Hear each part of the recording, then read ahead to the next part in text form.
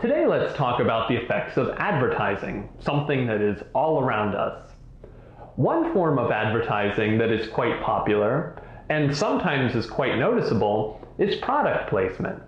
This often occurs in television shows and in movies. Sometimes it's very subtle, like this example involving Dr. House, who's using a Mac computer, but it's not particularly noticeable or very well integrated into the storyline.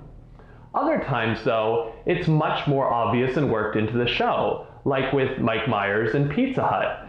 It's very clear that he's talking about Pizza Hut, and he's actually talking about it in the show. But the question is, does product placement, either subtle or more obvious, actually work?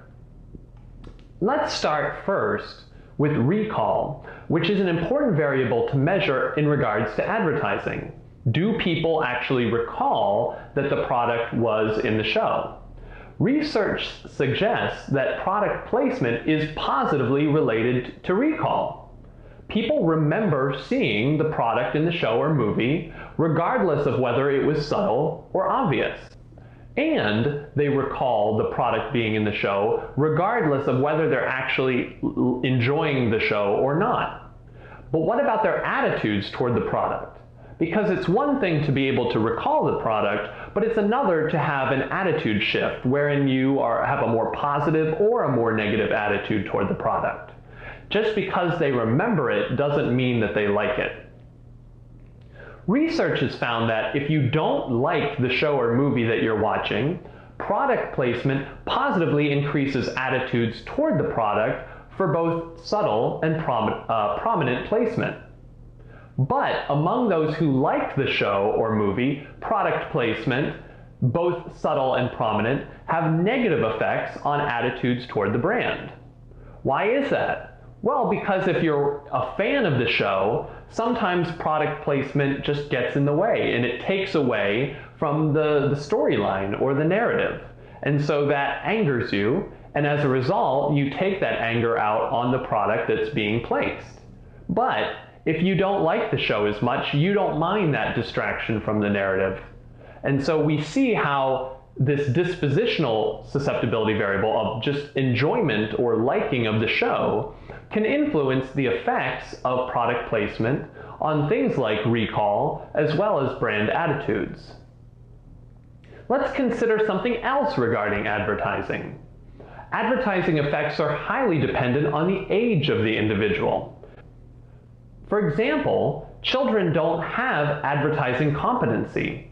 Until age 9 or 10, children don't even recognize that they are advertisements. They think that they're really just part of the show.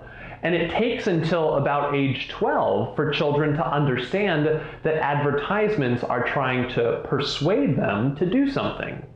This makes children particularly susceptible to advertising effects.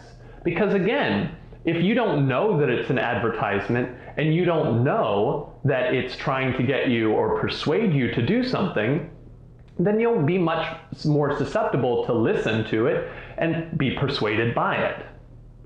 This is, of course, both good and bad. It's good because we can craft advertisements that promote healthy food consumption. For example, researchers have wanted to understand how to promote healthy eating among children. And they tested two different types of spokes animals for a certain food item, in this case, carrots. One that was conceptually similar, so a rabbit, something that eats carrots, and one that was perceptually similar, which was something that was orange like a carrot. It looked the same as a carrot.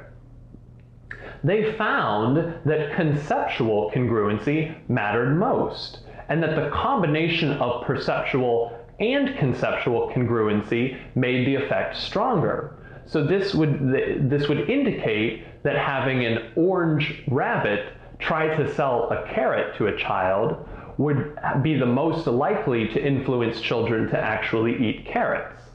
And this would be a positive effect of advertising, in which we can craft advertisements that promote healthy behaviors like eating carrots.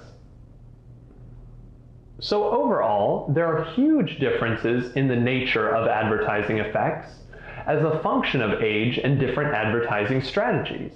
And this has a differential impact or differential effects based on these individual level variables.